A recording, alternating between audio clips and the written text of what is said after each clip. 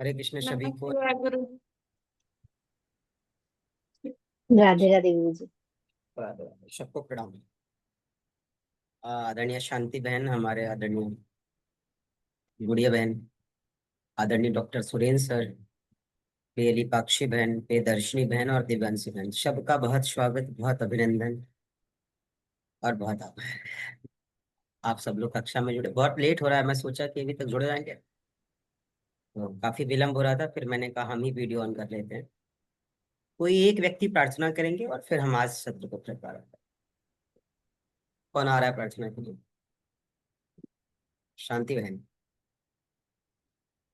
नहीं गुरु जी, आज ना सुरेंद्र सर करेंगे। अच्छा, प्रार्थना हम पूछते हैं कौन आ रहा है, लोग ऐसा पूछते हैं जैसे हम उनको अंतरिक्ष पे भेजने के लिए ना, मतलब उनकी हाँ में हाँ भरवा रहे हैं। लिपाक्षी बहन हमारी, आप करेंगे ना? जी प्रणाम गुरु जी। प्रणाम प्यारी बहन, आप प्रार्थना करो, हमारे सभी भाई बहन थोड़ा इंगेज है। शुरू करो आप, फिर शत प्रकार करो। हम सभी कमर गर्दन सीधी करेंगे, आंखें बंद, हाथ जोड़ेंगे, लंबी गहरी सांस लेंगे और छोड़ेंगे।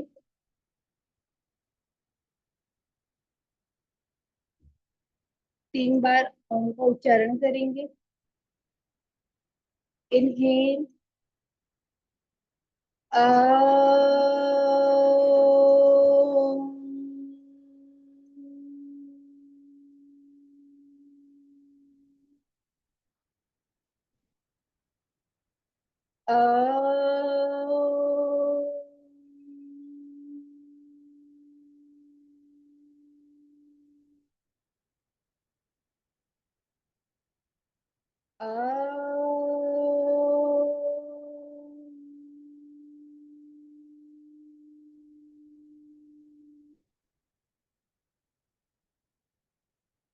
ओम कृष्णाय वासुदेवाय हरये परमात्मने प्रणतः क्लेशनाशाय गोविंदाय नमो नमः। ओम शांति शांति शांति। अभी हम सभी अपने दोनों हाथों में घर्षण उत्पन्न करेंगे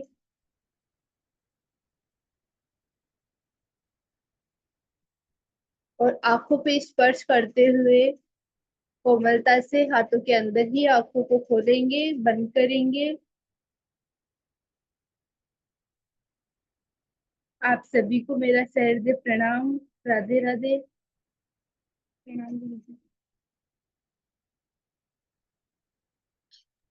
धन्यवाद लिपाक्षी बहन, सबको प्रणाम, सबको नमस्ते। प्रणाम कर लो, कर लो प्रणाम। हाथ जोड़ के प्रणाम करो और फिर चलो जाओ मामा के साथ। राधे राधे। राधे राधे। राधे राधे। राधे राधे। राधे राधे कर लो। देखो विराट भैया आ गए ना, जाओ विराट भैया के साथ। देखो आपके साथ खेलने आ गया विराट भैया ना। ये इतना जोर जोर से रो के मतलब शोर मचा रहे थे कि इनको हमको उठ के जाके लाना पड़ा।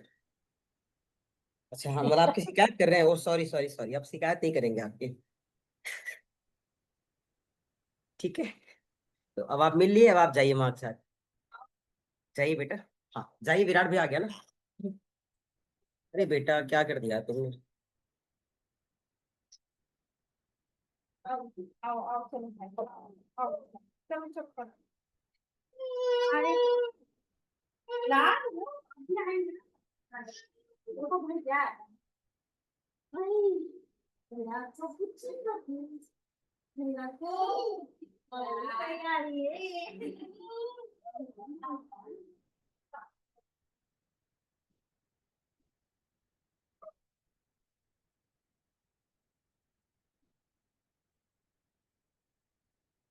ठीक है, तो हम आज आगे बढ़ेंगे। और कल हम लोग कहाँ पे थे?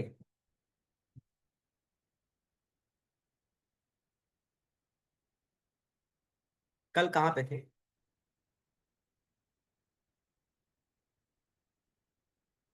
कोई एक बताए। आप नहीं देखेंगे तो हमें बताना पड़ेगा ना।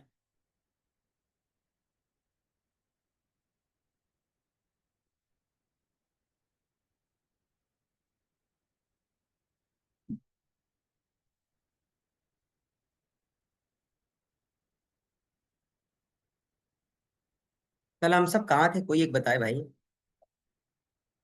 शांति बहन। गुरुजी सुरेश कल सर मैं सुन पा रहे बाहर क्या? थी तो अच्छे से सुन नहीं पाई थी, लेकिन नाथ योग के बारे में बता रहे थे, मुझे लगा। अच्छा, तो क्या फिर से शुरू कर देगा? ये तो हमने छोटा सा मतलब एक थोड़ा सा ब्रीफ किया था, तो क्या आपको फिर से पढ़ना है क्या प्रियदर्शनी बहन? फिर से पढ़ा दे? जी कोई बात, गुरुजी। हम फिर से पढ़ा देते हैं बस। फिर हम सोचते हैं कि इतना सरल होना ठीक है फिर तो। अच्छा, आप कहेंगे सर आप है ही है ना, चलो कोई बात नहीं। तो हम लोग कल जो विषय पढ़े थे वो हमारे लिए बहुत जरूरी था। हम लोगों ने हठ प्रदीपिका के कुछ परिचय जिसे कह सकते हैं जाने थे। और हठ प्रदीपिका के जो रचनाकार हैं अर्थात स्वामी स्वात्माराम जी के बारे में हम लोग पढ़े और जाने। एक सेकंड लेंगे, ये वीडियो रिकॉर्ड हो रही है कि नहीं मुझे कंफर्म नहीं है। नहीं हो रही है? हो रही है? और ये सर रिकॉर्ड का लिखा हुआ है स्क्रीन पे। अच्छा हाँ हो हो रही है। रही है।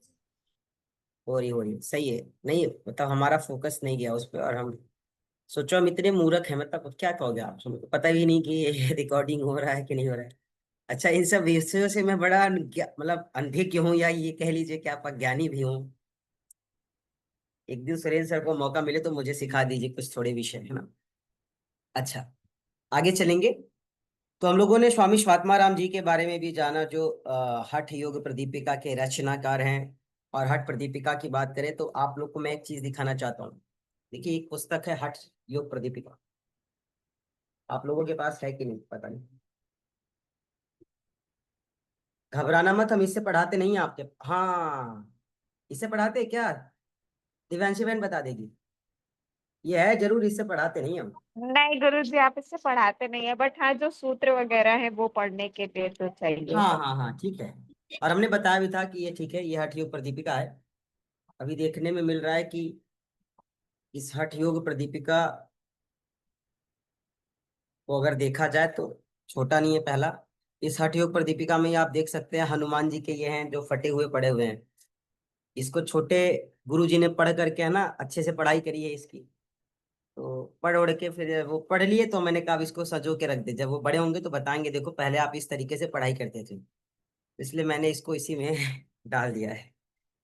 दूसरी एक हठ योग प्रदीपिका है। दिव्यांशु बहन, पता नहीं क्यों हम बड़े काले दिख रहे हैं, ऐसा है क्या? नहीं ना।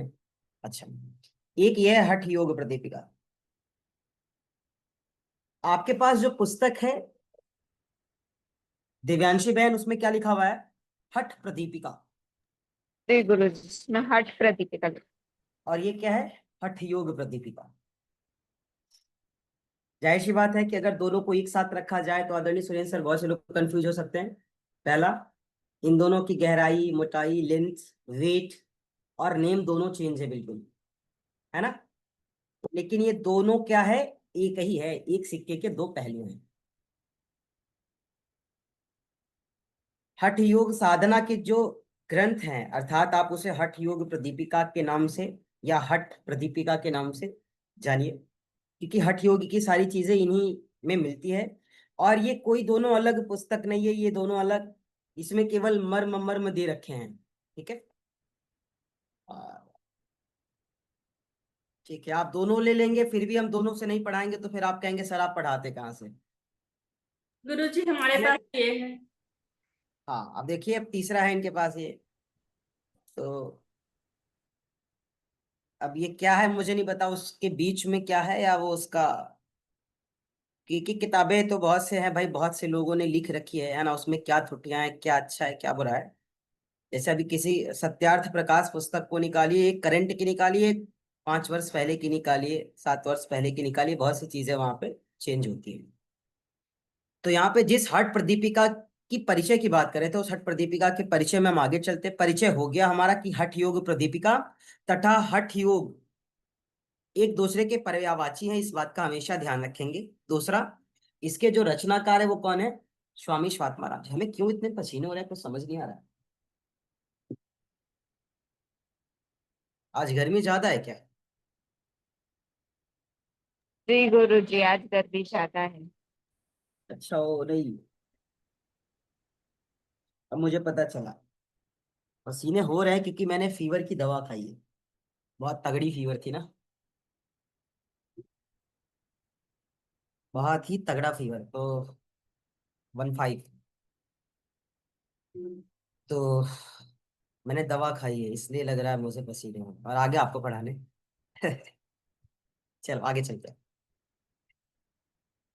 हठ प्रदीपिका और हठ योग प्रदीपिका को जाने, फिर इनके जो रचनाकार है अर्थात हमारे जो स्वामी स्वात्माराम जी है, हम लोग स्वामी स्वात्माराम जी के बारे में भी जाने। और ये भी जाने कि ये जो हठ प्रदीपिका है ये अत्यंत ही गूढ़ और केवल ऋषियों के योग्य समझने का विषय है। कल के विषय में मैंने इस बात की है ना, विषय में चर्चाएं की थी कि यह जो विषय है यह केवल ऋषियों की, या जो बहुत श्रेष्ठ व्यक्ति है या जिसके पास थोड़ा सा भी ज्ञान है, या जो व्यक्ति योग में है उसके लिए ये है, अर्थात ऋषियों के समझने के योग्य है। अब केवल यहाँ पे ऋषि वो नहीं है जो ऋषि का वेश धारण किया है। इस शब्द से तात्पर्य फिर ध्यान से समझिएगा, इसका तात्पर्य ये नहीं है कि जो ऋषि का वेश धारण किया हुआ है। योगी भी हैं, गृहस्थ योगी भी हैं, अभ्यासी भी हैं, गृहस्थ अभ्यासी भी हैं, वैरागी भी हैं और गृहस्थ वैरागी भी हैं। क्लियर है यहाँ पे? तो यहाँ पे ऋषियों का तात्पर्य प्यारी गुड़िया बहन ये नहीं है कि जिन्होंने वस्त्र धारण किया हो या जो जंगलों में रहते हो या जो घने, जिसके भाव जिसके विचार ऋषियों के जैसे हो, जो ऋषियों के बातों का अनुसरण करता हो, जो अपनी ऋषि परंपरा का पालन करता हो, वैदिक परंपराओं का अनुकरण करता हो, उनके लिए है। ठीक है। दूसरा, और कल आप लोग एक और भी विषय जाने थे कि जितना यह हठ प्रदीपिका 13वीं से लेकर के 15वीं शताब्दी 18वीं शताब्दी में महत्वपूर्ण था, उपयोगी था, उससे कहीं ज्यादा आज भी यह महत्वपूर्ण और उपयोगी है। तो ये कोई सामान्य विषय तो है नहीं। 13वीं से 15वीं, फिर कहीं कहीं 15वीं से 18वीं, कहीं कहीं 13वीं से 18वीं तक ईस्वी तक की जो विवेचना और जो वर्णन किए गए हैं, क्या ये सामान्य है? अर्थात इसकी आवश्यकता, इसकी नीड उस समय भी बहुत व्यापक थी, बहुत दुर्लभ थी, बहुत जरूरी थी और हर किसी के लिए महत्वपूर्ण थी। क्योंकि ये जो ऋषियों के योग्य समझने की जो विषय का वर्णन किया गया है, पहले के हर व्यक्ति के भीतर ऋषि परंपरा, वैदिक परंपरा का एक छोटा सा कुछ न कुछ नमूना देखने को मिलता ही था। हो सकता था वो मतलब प्रातः प्रहरी वाला अभ्यासी हो, सुबह उठ जाया करता हो, आयुर्वेद के सिद्धांतों का पालन करने वाला हो, प्रकृति के नियमों का उल्लंघन करने वाला ना हो, तो कोई ना कोई तो विशेष गुण था ना। आज हमारे पास कोई विशेष गुण है या नहीं है, लेकिन अवगुण अगर हम देखें तो हमारे भीतर बहुत है। मैं आपकी बात नहीं कर रहा, मैं स्वयं की बात कर रहा हूं कि हमारे भीतर कोई विशेष गुण है या नहीं, ये कोई विशेषता या ये कोई महत्वपूर्ण नहीं है। लेकिन हमारे भीतर अवगुण है, ये 100%, 10%, 100% सही है कि हमारे भीतर अवगुण है। क्यों? क्योंकि हम ही वो साधक हैं, हम ही वो अभ्यासी हैं, हम सभी वो वासी हैं जो प्रकृति के नियमों का उल्लंघन कर रहे हैं, प्रकृति के नियमों से झगड़ा कर रहे हैं, प्रकृति के नियमों से दो दो हाथ कर रहे हैं, अन्यथा किसी के भीतर सामर्थ्य नहीं था।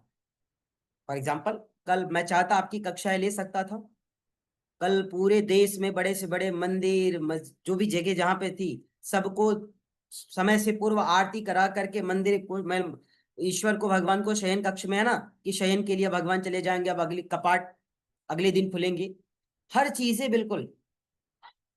तो हम लोग अगर उसमें भी आकर के, भाई ये तो प्रकृति का है ना, हमारे बुलाने से तो आया नहीं, हमारे कहने से तो ग्रहण लगा नहीं, हमारे आपके कहने से तो उसने चीजें परिवर्तित की नहीं।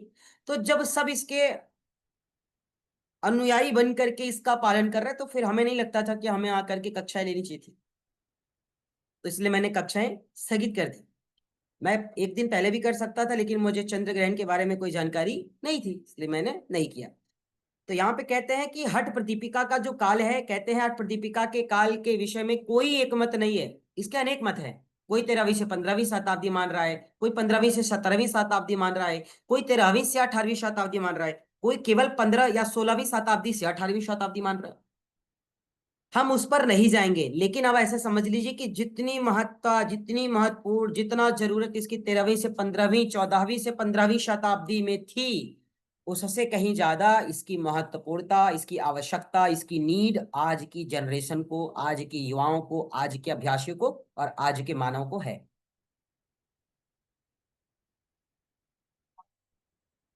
समझ में आ रहा है? दूसरा, हठ प्रदीपिका के जब हम योग के स्वरूप की बात करते हैं, अभी तो हठ प्रदीपिका की बात कर रहे थे, हठ योग प्रदीपिका के जो योग के स्वरूप है, अर्थात अब आप कहेंगे देखिए एक हठ प्रदीपिका ये जो दिव्यांशी बहन लेकर के बैठी हुई है ना। दूसरा, हठ योग प्रदीपिका के योग के स्वरूप, हठ योग प्रदीपिका है ना, योग प्रदीपिका आ गई, वहां पे हठ प्रदीपिका है। तो यहाँ पे जब हम बात हठ योग प्रदीपिका में योग के स्वरूप का वर्णन अगर देखें, कहते हैं हठ प्रदीपिका जो है हठ योग साधना की पद्धति का सबसे सुंदर, सबसे प्यारा, सबसे अच्छा और सबसे सरल ग्रंथ है। यह किताब नहीं है, ये क्या है? ग्रंथ है। ये एक ग्रंथ है, इसको आप सामान्य मत समझिए। रामचरितमानस, श्रीमद् भागवत गीता, वाल्मीकि रामायण, ये सब क्या है? ये सब ग्रंथ ही तो है। ये भी क्या है? ग्रंथ है। हिरण्य संहिता, शिव संहिता, हठ प्रदीपिका, है ना, योग वासिष्ठ, ये सब क्या है? ग्रंथ ही तो है ना। किसी वेद को उठा लीजिए, ये सब क्या है? ग्रंथ ही तो है। ये हठ योग प्रदीपिका है, क्या है? ये एक ग्रंथ है। इसको सामान्य हम मोटिवेशनल पुस्तक ना समझे, या कोई मोटिवेट करने वाली ये साधना ना समझे। ये हठ योग साधना की पद्धति का एक सरल, एक सुगम और एक सहज तथा हर व्यक्ति इस साधना को अपना सके, एक ऐसा ग्रंथ है जिसे अपना करके व्यक्ति अपने जीवन को कृतार्थ कर सकता है, हठ योगी की साधना को जान सकता है, जी सकता है, उसका अभ्यासी बन सकता है। आगे चले, कहते हैं कि भगवान शिव को आदिनाथ के नाम से जाना जाता है। आदि योगी भगवान शिव, आदिनाथ है भगवान शिव। तो यहाँ पे हठ प्रदीपिका के हठ योग की साधना पद्धति की जब बात करते हैं ना, जिसके आदि प्रवर्तक, पहले वक्ता जो है वो स्वयं भगवान शिव है। इसके पहले वक्ता कौन है? स्वयं भगवान शिव हैं। आप अच्छा, कोई आप टीवी में कोई चीज देखो, पूजा शुक्ला बहन, चाहे महाभारत आप देखो, आप चाहे रामायण देखो, या कोई चीजें देखो, कोई किसी समय में विष्णु का अवतार था, कोई किसी समय में राम का अवतार था, मतलब कोई किसी समय में किसका अवतार था, सब एक दूसरे है ना, किसी न किसी विशेष कार्य से यहाँ पे आए। आप देखिए, तो यहाँ पे जो हठ योग प्रदीपिका है, ये क्या सामान्य, जिसके वक्ता स्वयं आदि भगवान शिव हो। आप समझ लीजिए, केवल ओम नमः शिवाय कहने से जीवन में जो आनंद और अनुभूति होती है, केवल ओम नमः शिवाय कहने से, और अगर ओम त्र्यंबकम यजामहे कहना शुरू कह दिया तो फिर और ही आनंद बढ़ गए। तो जिस भगवान शिव की हम बात कर रहे हैं, जो स्वयं इस हठ योग प्रदीपिका के पहले वक्ता हैं। प्रश्न आ सकता है, हठ योग प्रदीपिका के सर्वप्रथम वक्ता कौन है? अब तो दिमाग में चला गया ना, क्वेश्चन तैयार है हमारा, कौन है? भगवान शिव है। तो यहाँ पे कहते हैं जिस हठ योग प्रदीपिका के, जिसके प्रवर्तक और सबसे पहले वक्ता स्वयं भगवान शिव है, और उन्हीं भगवान शिव को आदिनाथ भी कहा जाता है। क्यों आदिनाथ कहा जाता है? कहते हैं आदिनाथ के कारण इसे नाथ योग परंपरा, नाथ योग संप्रदाय का योग भी कहा जाता है। नाथ योग संप्रदाय के बारे में आप लोगों ने सुना होगा। तो नाथ योग संप्रदाय का योग भी कहा जाता है, अर्थात कहते हैं कि ये जो हठ योग प्रदीपिका है, यह नाथ योग संप्रदाय का योग है। मतलब समझ गए? जैसे श्रीमद् भागवत गीता हिंदू धर्म का एक ग्रंथ है, वैसे ही यहाँ पे जो हठ योग प्रदीपिका है, नाथ योग संप्रदाय का मतलब योग कहा जाता है, जिसके वक्ता स्वयं भगवान शिव है, जिसके पहले वक्ता स्वयं भगवान शिव है। और स्वामी स्वात्मा राम जी भी, क्यों इसको रचनाकार में स्वामी स्वात्मा राम जी को हम लोग पढ़ते, कहते स्वामी स्वात्मा राम जी स्वयं भी इस नाथ परंपरा के ही अनुयायी थे। जो हमारे स्वामी स्वात्मा राम जी थे वो स्वयं इसी परंपरा के क्या थे, अनुयायी थे। और किसी परंपरा को स्वीकार करना ये सामान्य बात नहीं, कहते वो इसी परंपरा के अनुयायी थे। और आज भी नाथ संप्रदाय के सबसे बड़े संतों में, संप्रदायों में एक है, जो भारतवर्ष में आपको प्रत्येक क्षेत्र में अलग अलग जगहों पर देखने को मिलते हैं। कहते हैं नाथ संप्रदाय के लोग। आप कहते नहीं ये वैष्णव के लोग हैं, ये इनके लोग हैं, आजकल बड़ा चला है क्या, ये इस्कॉन वाले हैं, है ना। तो अब समझ में आ गया। अर्थात स्वामी स्वात्मा राम जी नाथ योग परंपरा के क्या है, क्या थे, अनुयायी थे। ठीक है, जिन्होंने इसकी रचना की। आगे चलते हैं। तो हठ योग की परंपरा जो है, हठ योग परंपरा की जब हम बात करें, इस परंपरा में सभी सिद्ध आचार्यों को, इस परंपरा से जुड़ने वाले सभी सिद्ध श्रेष्ठ आचार्यों को स्वामी स्वात्मा राम जी ने नमस्कार करते हुए उनकी कृतज्ञता व्यक्त की, उनका आभार व्यक्त किया। यह है हठ योग प्रदीपिका में योग का स्वरूप। चले आगे। ये विषय समझ में आ रहा है ना दिव्यांशी बहन? आपकी पुस्तक में ऐसे ही लिखा है जैसे हम बता रहे हैं? गुड़िया बहन आपकी पुस्तक में लिखा है? जी ठीक गुरुजी, है। थोड़ा बहुत लिखा हुआ है। अरे जब है ही स्वामी स्वात्मा राम जी और आदिनाथ भगवान शिव है तो सब अलग क्या हो जाएगा भाई? क्यों पूजा शुक्ला बहन? जब है ही वही, हम कह रहे हैं बेटी या बेटा पूजा शुक्ला बहन का है, हमारे घुमाने से वो हमारा थोड़ी हो जाएगा। हम लेके जाएंगे उसको, घुमा के आ सकते हैं, टहला के आ सकते हैं, कुछ दिला के आ सकते हैं, लेकिन कहलाएगा तो पूजा बहन का ही ना। तो उसी तरीके से तो ये भी है ना हठ योग प्रदीपिका।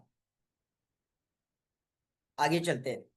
मतलब केवल हम आपको सरल रूप में बता रहे हैं कि आपको एक बार में समझ में आ जाए। आगे चलते हैं। अब यहाँ पे जब हठ योग की बात कर ही रहे हैं, हठ प्रदीपिका की बात कर ही रहे हैं, तो इसके साधना है, जो इस साधना का लक्ष्य क्या है? जैसे मनुष्य के जीवन का तो कोई ना कोई लक्ष्य होता है ना, मनुष्य के जीवन का कोई ना कोई लक्ष्य होता है और मनुष्य को अपने जीवन के लक्ष्य को निर्धारित कर लेना चाहिए। जैसे आपको एक बात एग्जाम्पल के रूप में बताऊं, एक लोग हमसे कहें कि ज्वाला सर आपको अभी ये वेशभूषा धारण करने की क्या जरूरत थी? मैंने कहा तो क्या हो गया, हम तो गृहस्थ योगी हैं भाई, गृहस्थ में जरूर रहते हैं और हम उस भाव में कोशिश करते हैं जीने की। मैंने ये नहीं कहा कि हम जीते, मैंने कहा हम कोशिश करते हैं। क्योंकि आपका आहार हो, आपका व्यवहार हो, आपका वेशभूषा हो, सबसे हमारे विचार परिवर्तित होते हैं, ये सबको पता है। होते हैं कि नहीं होते? तो हमने कहा हम कोशिश कर रहे हैं। कह रहे कि इतनी भी जल्दी क्या है, ये सब चीजें 60 वर्ष के बाद कीजिएगा, अभी जरूरी नहीं है। मैंने कहा जीवन के अगले क्षण का पता नहीं है और ये विषय हम 60 साल के बाद ही करेंगे। क्या भरोसा है इस जिंदगी का, साथ देती नहीं यह किसी का। कैसे मान ले कि हम 60 वर्षों के बाद रहेंगे और हम फिर इस भाव को स्वीकार कर पाएंगे? कहा तो अरे इतना घबराइए मत, इतने जल्दी जाने वाले नहीं है। हमने कहा वो एक विषय नहीं है। विषय ये है कि हम 60 वर्ष बाद की प्लान करके रखें और अगले 6 घंटे का पता नहीं कि क्या होने वाला है। प्रियदर्शनी बहन, अगले 6 घंटे का पता ही नहीं है क्या होने वाला है। आदरणीय सुरेंद्र सर, आदरणीय दुष्मंता सर 10 वर्ष बाद का प्रोसेस तैयार करें कि हम 10 वर्ष बाद केवल बेटा बेटी इन दोनों का विवाह करके, जैसे अभी एक प्रश्न में कहा कि गुरुजी अब हमारी एक ही बेटी है, अगर हम इनका विवाह कर दे तो गृहस्थ छोड़ करके हम जा सकते हैं? तो उन्होंने कहा कि जाओगे कहाँ, पहले ये बता दो। क्या धरती छोड़ करके आसमान पे जा सकते हो, या विवाह करके जैसे ही गृहस्थ को छोड़ा फिर स्वर्ग में चले जाओगे, या स्वर्ग की अप्सराओं से मुलाकात हो जाएगी? जाओगे कहाँ? कह रहे यही तो नहीं समझ में आ रहा है। तो उन्होंने कहा कि जब ये नहीं समझ में आ रहा है तो याद रखना, कहीं जाने से मुक्ति मिलने वाली नहीं है। कहीं जाने से अगर मुक्ति मिल जाती,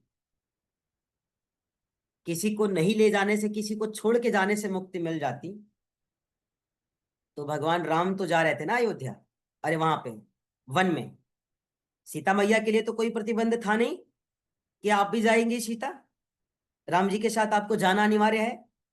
राम जी ना ले जाते सीता माँ को, या सीता माँ खुद ही कहती कि नहीं मुझे नहीं जाना है राम जी, एक काम करो आप हो के आओ, हम तो खुद ही है ना विश्व विजेता हम तो खुद ही राजा की बेटी, और हम कहाँ वन वन गमन करेंगे, कहाँ भटकेंगे।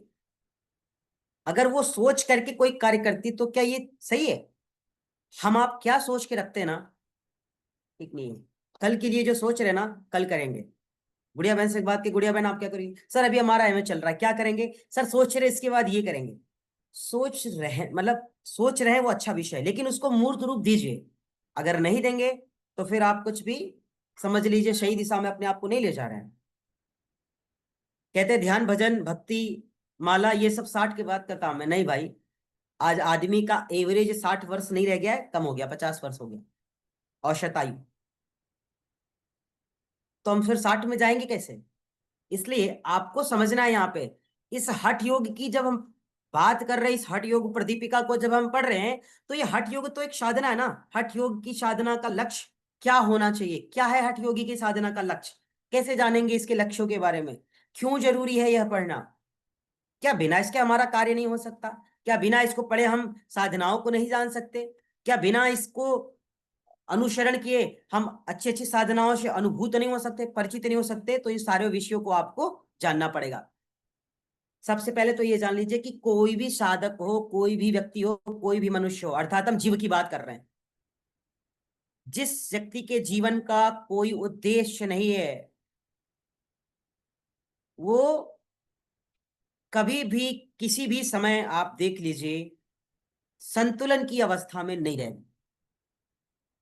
और अगर किसी व्यक्ति के जीवन का कोई उद्देश्य है, उस उद्देश्य को पूर्ण करने के लिए भी उसका मन असंतुलित होगा ना, कि एक बार व्यथित होगा, विचलित होगा, असंतुलित होगा। आदरणीय सुरेंद्र सर, असंतुलित होगा, तो फिर भी वो उसे संतुलन की ओर ले जाने के लिए, संतुलित करने के लिए फिर प्रयास करेगा। क्यों? क्योंकि उसका फोकस क्या है, उसका टास्क क्या है, उसका टारगेट क्या है, उसका लक्ष्य, उसका लक्ष्य है ना।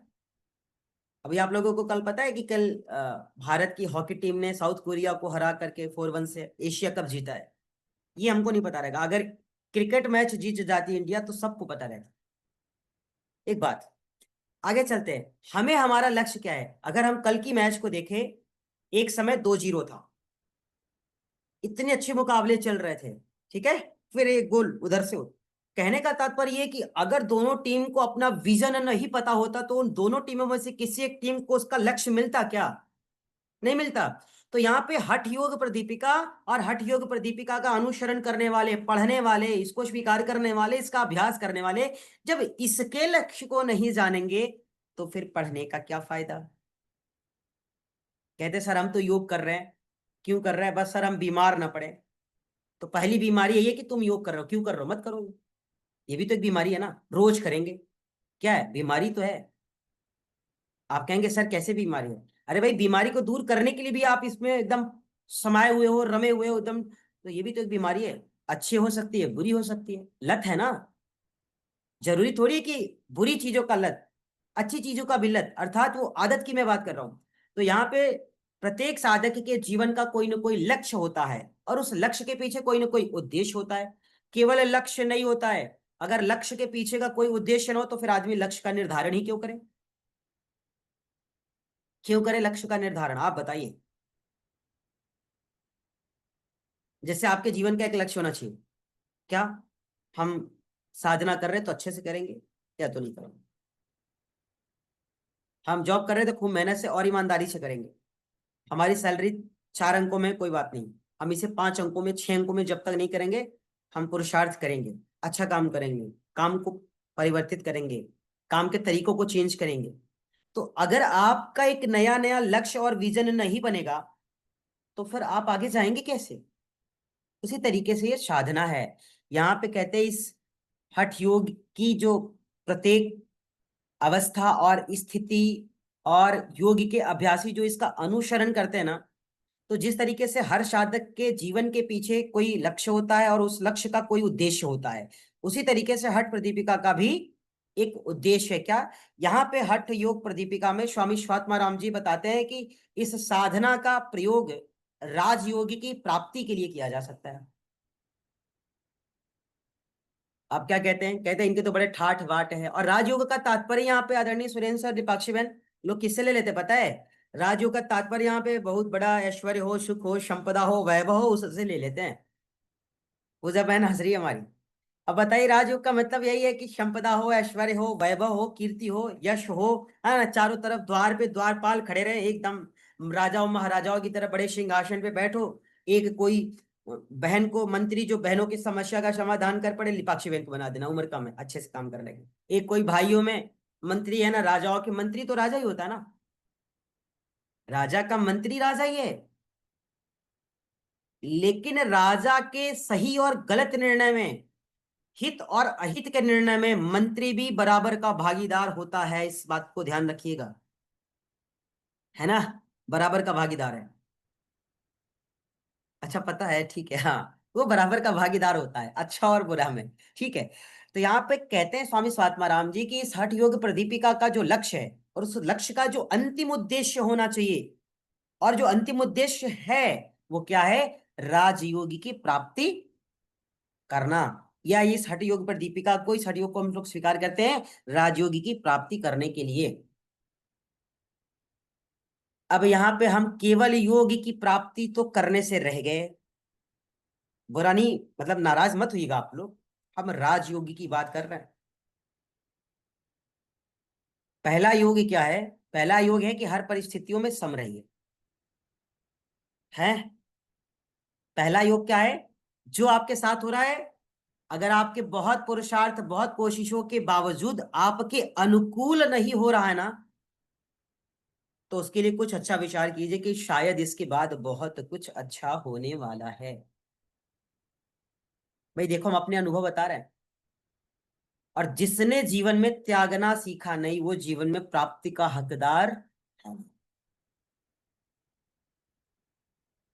ईश्वर आपके लिए बहुत कुछ अच्छा सोच रखा होगा, ईश्वर हमारे लिए बहुत कुछ अच्छा सोच के रखा होगा, लेकिन हो सकता है वो हमारे अनुकूल नहीं है, तो हमें वो स्वीकार नहीं होगा। तो सारी चीजें जरूरी नहीं कि हमारी अनुरूप हो जाए, हमारी मर्जी से हो जाए, या हमारे मन के अनुसार हो। और जब साधक के कार्य मन के अनुसार न हो, जब साधक का कोई भी कार्य उसके मन के अनुसार ना हो, तो हर साधक व्यथित होता है, हर साधक को दुख होता है, हर साधक को पीड़ा होती है, बहुत सरल सी बात है। अगर सारा कार्य आपके मन का हो जाए गुड़िया बहन, तो आपको किसी बात की तकलीफ रहेगी? अच्छा एक बात और मान लेते अगर आपका सारा कार्य आपके मन से हो ही गया, तो फिर आपके पास कोई कार्य भी बचेगा ही नहीं। अब आप खुद ही परेशान, क्या कौन सा कार्य करें, अब तो कोई कार्य ही नहीं। आप कहते हैं ना सर ये हमसे बहुत झगड़ा करते हैं, अरे भाई जिस दिन झगड़ा करना बंद कर देंगे ना, आप फिर खाली हो जाओगे, आप खाली हो जाओगे। वो झगड़ा नहीं है, वो जुड़ाव है, वो घनिष्ठता है, वो स्नेह है। आप उसे झगड़ा समझते हैं,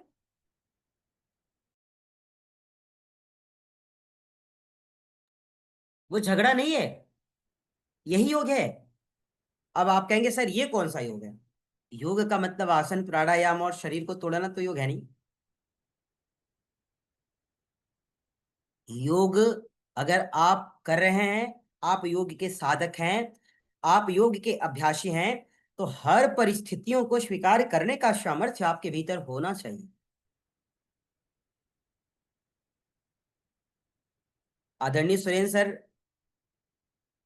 हाँ, राजयोग का तात्पर्य किससे आते हैं। आदरणीय सुरेंद्र सर, जब हम इनसे दिल्ली में मिले थे तो बहुत विषम परिस्थितियां थी, आज भी विषम परिस्थितियां हैं, लेकिन आप बता दो चेहरे से कि विषम परिस्थितियां इनको विचलित कर रही हो,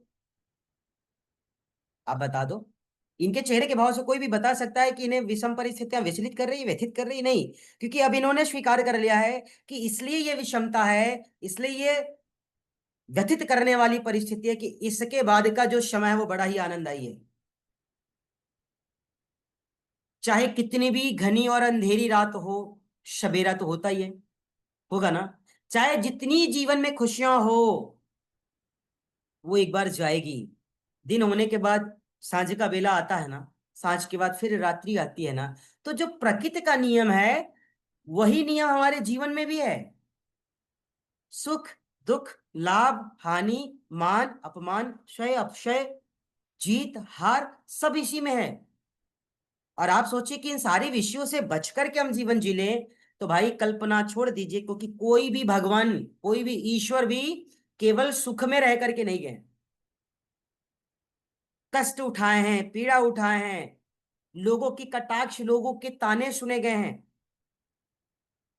आज भी लोग भगवान श्री कृष्ण को क्या कहते, कहते इनकी इतनी रानियां हैं। और भी धर्मों में न जाने क्या क्या बताया जाता है, कह रहे ये इनका भगवान, इतना ऐसा भगवान होते हैं। इस तरीके से उनको प्रमोट किया जाता है, लोगों के दिमाग में ये चीजें भरी जा रही है। तो यहाँ पे प्रेम की बातों को समझ लो ना, प्रेम का अर्थ क्या है। इसी जो कि प्रेम के अर्थ को नहीं समझेंगे तो नहीं स्वीकार कर पाएंगे हठियों को। प्रेम का अर्थ क्या है, प्रेम का अर्थ है त्याग। छोड़ दीजिए ना, प्रेम करते हैं ना तो उसकी खुशी के लिए छोड़ दीजिए। सर हम आपसे बहुत प्रेम करते हैं, तो ठीक है, हमारी खुशी के लिए आप हमारे स्थिति पे, हमारी परिस्थितियों पर हमें छोड़ दीजिए, ये प्रेम है। छोड़ सकते हैं आप। कहेंगे सर फिर कैसा प्रेम, आप दुख में हम आपको छोड़ दें। शायद आपको नहीं पता होगा, हम इसलिए व्यथित है कि आप हमको जबरदस्ती पकड़ रखे हैं। लेकिन जिस दिन छोड़ देंगे उस दिन हम आनंदित हो जाएंगे।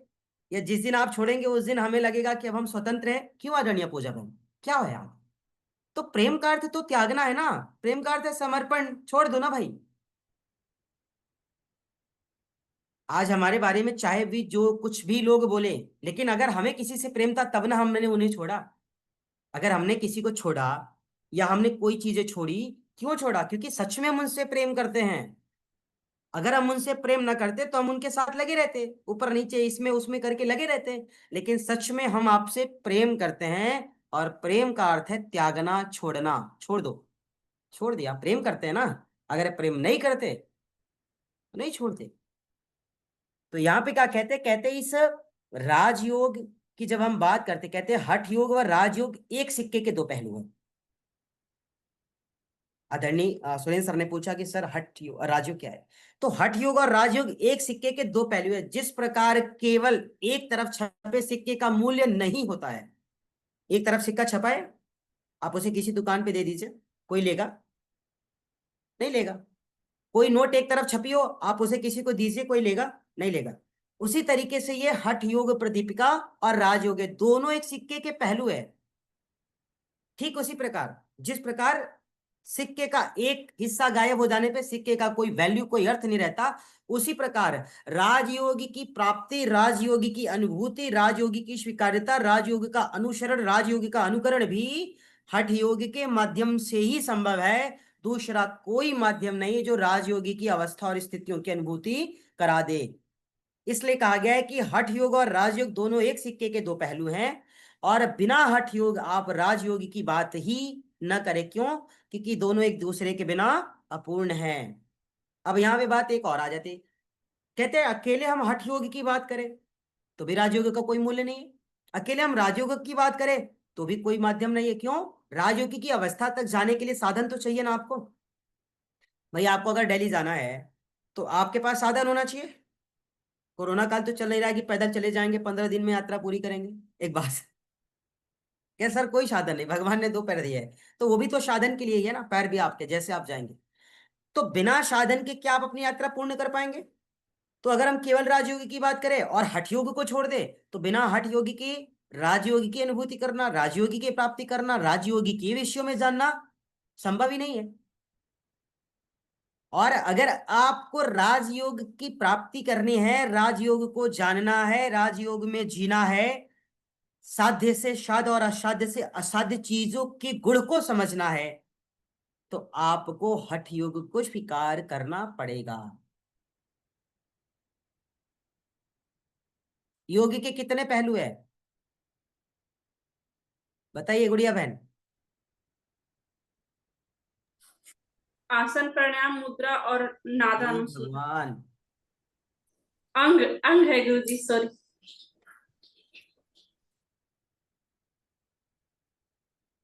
कैसे काम चलेगा, हम दूसरों से कह भी नहीं सकते कि हमारी गुड़िया बहन मास्टर कर रही है। नाराज नहीं होना है यहाँ पे, क्योंकि हर चीज हमें सीख देती है। योग की मैंने अंग की बात कही, कर्म योग, ज्ञान योग, लय योग, वो सब योग मत भक्ति जाइए, केवल योग, चार चार योग की बात होती है। कार्य योग। लय योग, ज्ञान संगीत योग, योग, भक्ति योग, जी गुरुजी। ज्ञान योग, कर्म योग, राजयोग और भक्ति योग, ये चार भक्ति अंग योग। हैं योग के। जी गुरुजी। केवल इन्हीं चार को आप जानिए प्यारी हमारी गुड़िया बहन, और आप सब भी इन्हीं को जानिए। जो लय योग है, जो हठ योग है, जो नाद योग है, जो संगीत योग है, ये सब एक आयाम है जो इसी से ही उत्सर्जित हुए हैं। नहीं समझे? इनका जन्म भी इन्हीं सभी से, इन्हीं विषयों से हुआ है। तो जो योग के मूल अंग है वो कितने हैं? केवल 4। तो उन 4 अंगों को जानेंगे, उसी में का एक विशेष अंग है राजयोग। अब समझ में आई बात? अर्थात यह हठ योग प्रदीपिका सामान्य नहीं है। क्यों? क्योंकि योग के 4 अंगों का एक अंग है राजयोग। ज्ञान योग, कर्म योग, भक्ति योग, राजयोग भक्ति योग, है ना? तो ये 4 महत्वपूर्ण अंग है। तो जब बात राजयोगी की करते हैं, कहते हैं कि हठ योगी की साधना का पालन करने से, हठ योगी की साधना को स्वीकार करने से, हठ योग को अभ्यास में लाने से और हठ योगी का अभ्यास करने से,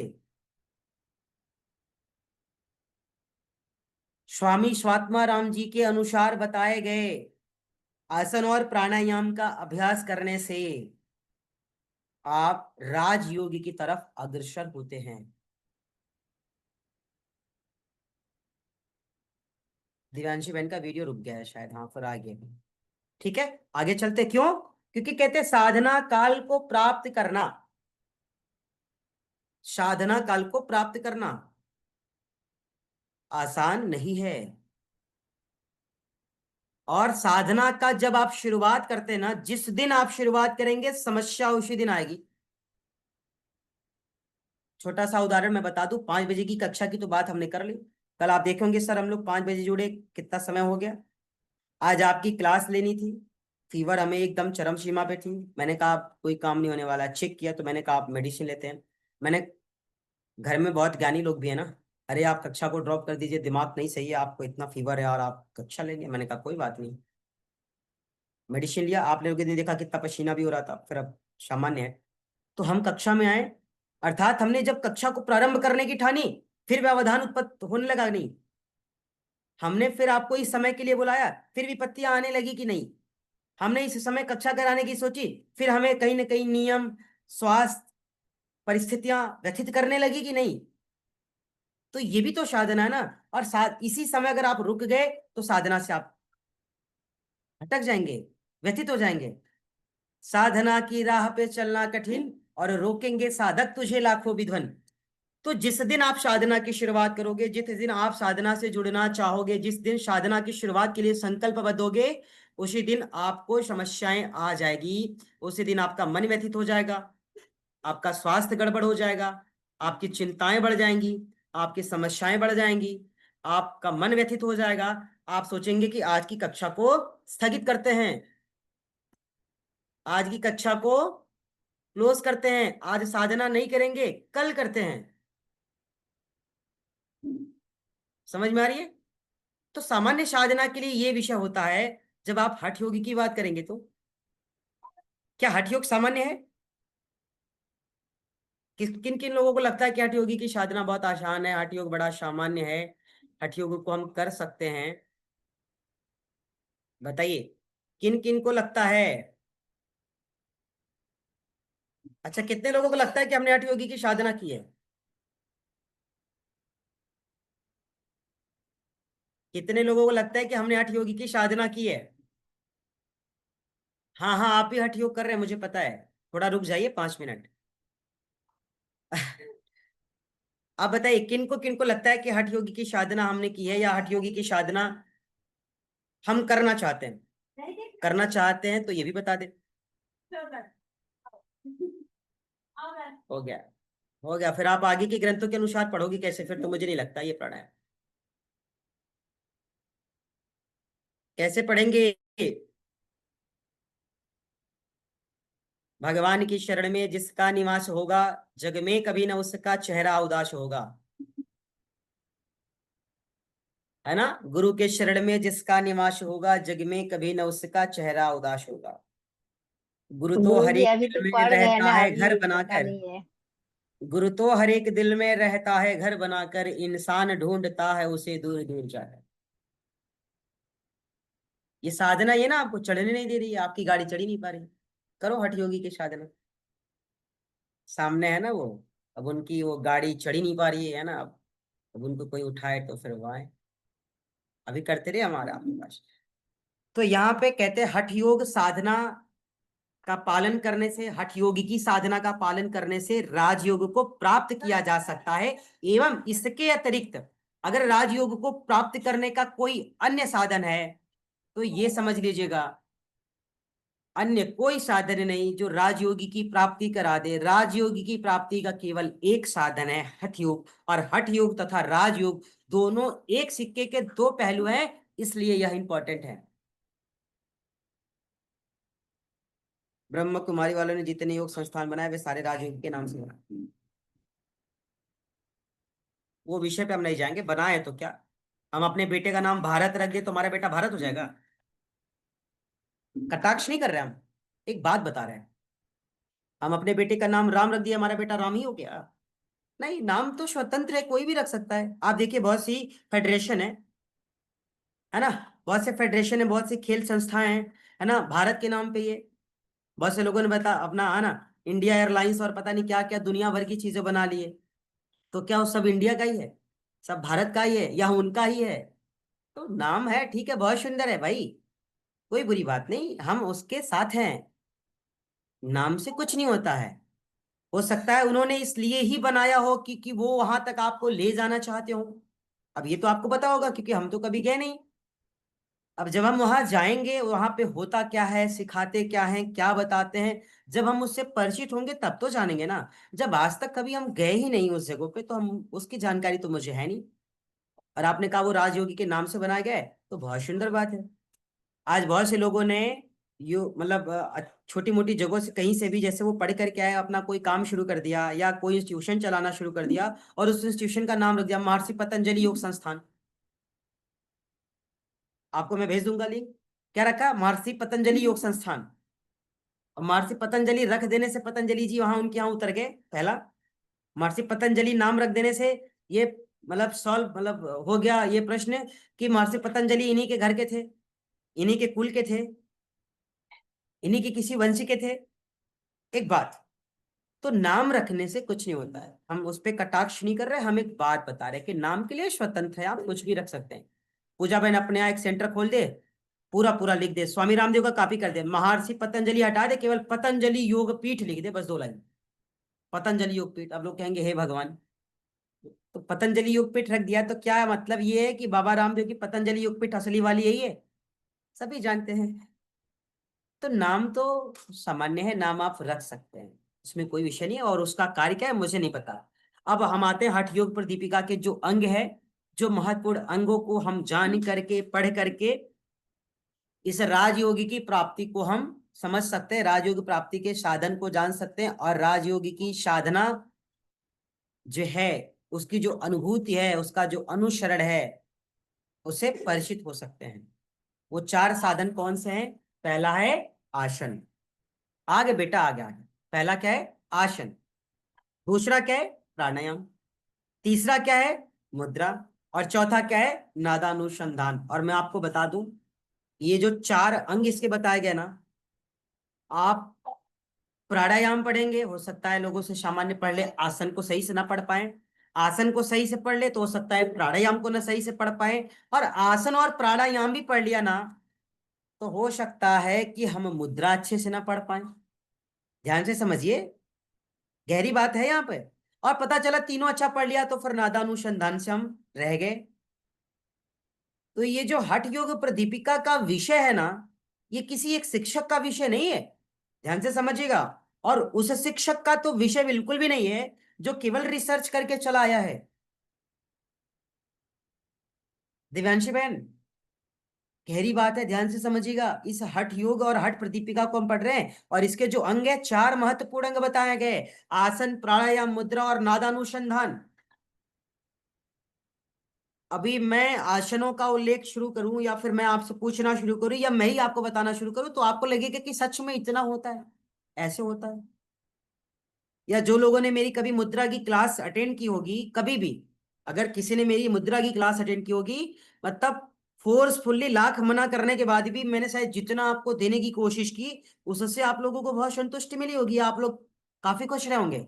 और हो सकता है कि उसके बाद उस तरीके की चीजें अभी तक आपको नहीं मिली हो, ये भी हो सकता है, कोई जरूरी नहीं है, और मिल भी सकता है बेहतर। तो ये जो हठ योग का जो 4 महत्वपूर्ण अंग है, ये बहुत विशेष है।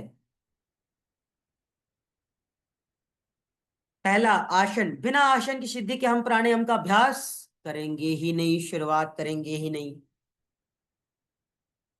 आप बताओ, हमारे पीछे ऐसा कौन सा आसन लगा है कि हम ऐसे ही बैठे रहते हैं? पीछे का बैकग्राउंड देख करके लोग कहते हैं अपना ऑफिस कहाँ बना रखे हैं। मैं उनसे क्या बताऊं कि हमारी चलती फिरती ऑफिस है, कहीं भी बना लेते हैं। आजकल वो बैकग्राउंड बड़ा अच्छा आता है। क्यों शशि बहन, वो आपका ऑफिस कैसा है? मेरी ऑफिस तो आप लोगों ने देखी है कक्षाओं में, सबको पता है। ये नई वाली ऑफिस आपकी कैसा है? उसका बैकग्राउंड बड़ा अच्छा है, आपने पोस्टर बनवाया है, बैनर लगाया है, क्या लगाया आपने? उसकी बैकग्राउंड बड़ी अच्छी है। अब हमारी इस बैकग्राउंड की कॉपी करके लोगों ने बैनर बनवा के भी लगा दिया। और भाग्य हमारे, हमारे काम पसंद तो आए आपको। अब हम नाराज हो जाए कि तुमने मेरी कॉपी क्यों की? नहीं, आप कॉपी करो ना, हम लोग रिसर्च करने वाले लोग हैं। हम कॉपी करने वालों का धन्यवाद करते हैं। आप रोज कॉपी करना, हम रोज रिसर्च करेंगे। आप कॉपी कर थक जाओगे, आप कॉपी करते करते हार जाओगे, लेकिन हम रिसर्च करने वाले लोग थकेंगे ना हारेंगे। तो इसलिए आपको इन 4 विषयों को समझना पड़ेगा, जो हठ योग प्रदीपिका का 4 महत्वपूर्ण विषय है, जहां पे आसन, प्राणायाम, मुद्रा और नादानुसंधान है। लेकिन बड़ा दुखद विषय यह है कि इस 4 अंगों में मुझे केवल आपको एक अंग ही बताना है ना? शशि बहन, आप चिंता मत करो, आप तो हमारी शहर की हो ना, हम तो ऐसे ही बता देंगे। हम आपको घबराना नहीं है। समस्या ये ना, ये जो दूर वाले लोग हैं, इनके लिए समस्या है कि हठयोग प्रदीपिका पढ़ तो रहे हैं, जिससे बताओगे बड़ा अच्छा लगेगा, लेकिन आप, हमारी और आपकी पॉलिसी कहाँ पे डन हुई थी? प्राणायाम पे। है ना? हमारा आपका जो साइन हुआ है, असाइनमेंट जो है उसमें, कहाँ प्राणायाम के लिए हुआ है। तो बस थोड़ा सा दुख यही है इस विषय का, कि हम आपको एक ही विषय यहाँ पे पढ़ाएंगे और सिखाएंगे। लेकिन मेरी बहुत इच्छा है कि मैं आपको चारों विषय पढ़ाऊं, क्योंकि मुझे पता है कि जिस चारों विषय को आप को हम अगर हम बता देंगे, आप पढ़ा देंगे, उस तरीके से ना आपको इसे कोई पढ़ाएगा और ना ही कोई उस भाव के साथ आपको सिखाया समझा पाएगा। किसी में किसी की दोष नहीं देख रहा हूँ, सबका एक तरीका होता है ना। सबको ईश्वर कुछ न कुछ देता है, तो ईश्वर ने हो सकता है कुछ हमें अलग से आपको देने के लिए ही दिया हो, है ना? जो ले करके दे रहा है वो शायद नहीं दे पा रहा, हम तो कुछ ले भी नहीं रहे और दे ही रहे हैं। है ना? जैसे आप मुझे पूछोगे कि सर आपका क्वालिफिकेशन क्या है, तो हम बता देंगे जीरो, कुछ नहीं है। बस वही चीज है। तो अभी आप प्राणायाम को पढ़िए, और इन फ्यूचर भविष्य में अगर सच में आपको लगेगा कि आनंद है इसमें, तो फिर आप बताइएगा, मैं आपको पढ़ा दूँ। कोई चार्ज नहीं लेंगे इसका, है ना, कोई फीस नहीं लेंगे इसकी। अब आधे लोगों की तो बाँछें खिल गई कि ये तो बड़ा अच्छा प्रोसेस है कि फीस नहीं लेंगे। क्यों पूजा शुक्ला बहन? गुरुजी फीस ले लीजिए, फीस ले नहीं, लीजिए गुरुजी। लेकिन हमको लेकिन फीस अगर चारों आप के नहीं दे चारों पढ़ा सकते मत दीजिए। दीजिए। हमें जूम है ना, जूम का वो हमें आप दे दिया करिए, बस, और कुछ नहीं चाहिए। और क्या चाहिए मुझे? नहीं, आसन तो पढ़ाना पड़ेगा। आसन? पहले आसन तो कराना पड़ेगा, हाँ। ओ, क्या बात है। हमें ये पता है ना कि आप लोग अच्छे अभ्यासी हैं। हम रोज देखते रहते हैं बगल। दिव्यांशी बहन, कोई पैर तोड़ करके फोटो डालता है, कोई आजकल देखिए बेल्ट से लपेट लपेट के रस्सी मेहनत तोड़ता है, कोई तो शरीर को तोड़ते तोड़ते इतना तोड़ दिया कि आज बेड पे, है ना, आराम कर रहा है। तो ऐसे तमाम लोग हैं इस जीवन में, है ना? देखो दिव्यांशी बहन हंस रही है, मतलब ये भी है, इस पे हंसने का विषय नहीं है। तो अभ्यासी तो हैं, तो हम तो समझ रहे हैं ना। भाई हमने आज तक कोई ऐसे कठिन आसन के फोटो आपको डाले हो तो आप बता दो। हाँ, एक आध दो डाले होंगे, जैसे कभी पानी में बकासन वगैरह, या ऋषिकासन वगैरह, या ये सब, वो एक अलग विषय है। कभी डालते हैं, कभी देखा आपने? नहीं, क्योंकि योग बताता है कि आत्मा को आत्मा से जोड़ दो। और यहाँ आसन करवा दिए, कमर टूटी जा रही है, आत्मा भगवान सब नाराज हो रहा है, हे भगवान छुड़वा दे, हे भगवान छुड़वा दे। और मैडम काउंटिंग कर रही है, 1 2 3 3 3 3 3 4 4 4 4 4 कर रही है। आत्मा तो इसीलिए वहां तो सर पे, आसन आपसे सीखना है सर। हमसे सीखेंगे, लेकिन इसीलिए पहले आसन प्राणायाम आपसे सीख लो आप प्राणायाम का जो ये टॉपिक है ना पूरा हो जाए, नहीं ब्लेम भी तो आप ही करते हैं ना हमको। क्यों गुड़िया भाई? ब्लेम भी तो आप ही लोग करते हैं, तो फिर पहले प्राणायाम सीख लेते हैं, फिर है ना करेंगे। ये सारे विषय बहुत अच्छे हैं, मैं आपको बता दूं, ये सारे विषय बहुत अच्छे हैं। ये उन लोगों के लिए अच्छा है जो सच में योग में काम करना चाहते हैं, जैसे रुचि बहन। रुचि बहन को हम अक्सर देखते हैं, इनकी वीडियोस वगैरह आते रहते हैं, ये काम करती रहती हैं।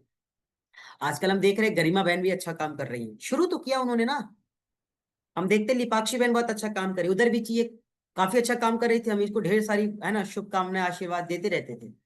तो जब हम इस तरीके से लोगों को देखते हैं, तो मुझे बहुत खुशी होती है कि आप सच में उस कार्य में अच्छा कर रहे हैं, या आपने उस कार्य की शुरुआत की, लेकिन फिर धीरे धीरे आप गुम हो जाते हैं, या किन्हीं कारणों आप नहीं आते हैं। तो विषय ये है कि साधना है, ये आपको व्यथित करेगी। और सच में अगर आप साधना करना चाहते हैं, तो सारी परिस्थितियों को छोड़ करके साधना को शुरू करें, साधना का प्रारंभ करें। और चाहे जितनी विषमताएं आपको तोड़े, आप टूटिए मत, क्योंकि ये विषमताएं इसलिए तोड़ रही है आपकी परीक्षा लेने के लिए, बस इतना ही काफी है। और एक बात, जीवन में सब कुछ करिएगा, कभी भी भूल से और अज्ञानता से भी किसी का अहित मत सोचिएगा, बस भगवान आपको कभी गिरने नहीं देगा, कभी आपको गिरने नहीं देगा, कभी आपको रोने नहीं देगा, कभी आपको परेशान नहीं होने देगा। अपनी आत्मा से, अपनी हृदय से किसी का बुरा चाहना ही मत, और किसी के लिए बुरा मन में भी मत सोचना। जिसको छोड़ देना, जिसको त्याग देना, उसका भी शुक्रिया और धन्यवाद करना। अगर ये भाव आपके भीतर है, आपको बता दें, ईश्वर हमेशा नई नई स्थितियां परिस्थितियां आपके लिए, नए नए स्टेज और स्टेप तैयार करता रहेगा, और आप उससे अपने जीवन में ग्रोथ करते रहेंगे। ठीक है। रुचि बहन कुछ कहने वाली थी, कुछ कह रही थी, हमने इनको रोक दिया था। नहीं गुरुजी, बस मैं यही बोल रही थी कि प्राणायाम तो दूसरा विषय है ना, पहले तो आसन है ना। हाँ हाँ, पहले तो आसन है, ये तो आपकी चालाकी है, ये तो मतलब सच्चे कर्म योगी की एक है ना जागरण अवस्था है। ये प्राणायाम तो दूसरे नंबर पे है, पहले नंबर पे आसन है। लेकिन समस्या इस बात की है कि ये जो सेशन चल रहा है, इस सेशन का नाम ही प्राणायाम सेशन है, तो फिर इसमें आसन की बात ही नहीं होगी। इसलिए कि हमें पता है कि आप लोग आसन में परिपूर्ण थे, इसलिए आप लोगों ने इस प्राणायाम की सत्र को ज्वाइन किया है। भाई हर प्राणायाम की सत्र को ज्वाइन करने वाले के बारे में हम तो यही सोचेंगे ना, कि आप आसन में परफेक्ट हो, तब आपने प्राणायाम को ज्वाइन किया। क्यों? क्योंकि आप योग से जुड़े लोग हैं। बिना आसन कंप्लीट हुए तो प्राणायाम करना नहीं है, बिना आसन सिद्ध हुए तो प्राणायाम की तरफ जाना नहीं है। तो जब मुझे इस बात का एहसास है कि आप सभी योगी साधक हैं, तो प्राणायाम का सेशन तो तब ज्वाइन करेंगे ना जब आसन में परफेक्ट होंगे। अब आप ये कह रही कि सर पहले आसन सिखाना होगा, अब इसमें भी मुझे संदेह हो रहा है कि आप लोग मतलब ऐसे ही ज्वाइन कर लिए क्या। ठीक है, खैर कोई बात नहीं, हम सबकी मदद करेंगे, है ना। हम सबकी सहायता करेंगे, हम सबकी मदद करेंगे। और अगर आपको लगता है तो एक बार प्राणायाम का जो ये हमारा बैच है, इस प्राणायाम का जो सत्र है, इसको पूरा हो जाने देते हैं, फिर हम आप सबकी सहायता करेंगे। हम अभी परफेक्ट नहीं है, आपसे सीखने को हमारा, अच्छा ठीक है, सपना है। अरे भाई ठीक है, तो ये कोई सपना क्या है, हम आपके साथ हैं, आप सब हमारी भाई बहन है। और विश्वास कीजिए, हम आप सभी का बहुत हृदय से सम्मान करते हैं। कहना नहीं चाहिए मुझे, लेकिन सच में हम आप सभी का सम्मान करते हैं, और अपने से ज्यादा करते हैं। क्यों? क्योंकि हम आपसे भी ज्यादा अपनी हृदय का सम्मान करते हैं, इसलिए आपका सम्मान,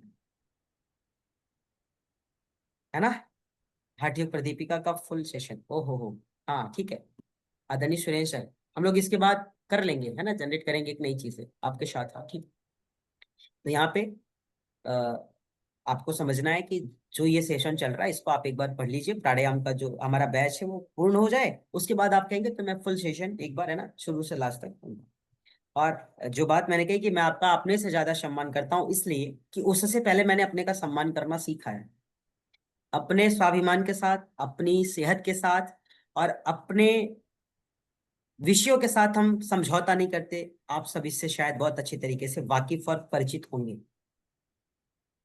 है ना। सभी परिचित होंगे कि हम अपनी स्वाभिमान से, अपनी सेहत से, अपने पॉलिसी से और अपने नियम से हम समझौता नहीं करते, चाहे मेरा लाख नुकसान हो जाए। क्यों? क्योंकि हम कभी भी गुरु की बातों की अवज्ञा नहीं करते। तो इसलिए हम पहले अपना सम्मान अगर कर रहे हैं, तो आपका भी सम्मान करते हैं, और अगर आपने कहा है तो हम आपके सेशन लेंगे, और आपको हम फुल सेशन देंगे, जैसा कि सुरेश सर ने बताया। ठीक है। आदरणीय सुरेश सर, आप घबराइए मत, हम आपको व्यथित नहीं होने देंगे, है ना।